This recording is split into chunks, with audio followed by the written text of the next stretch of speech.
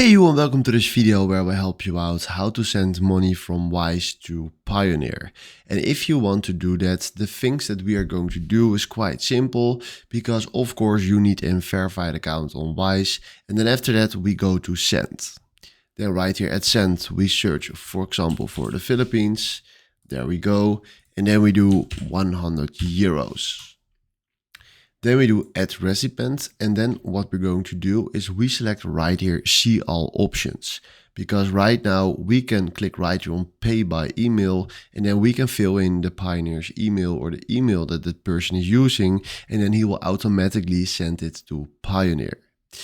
If you don't have the option because it's not available because you didn't verify your account, or maybe it's not possible in your country, then you can also click right here on upload screenshot or invoice, and then make sure that you upload your invoice from Pioneer.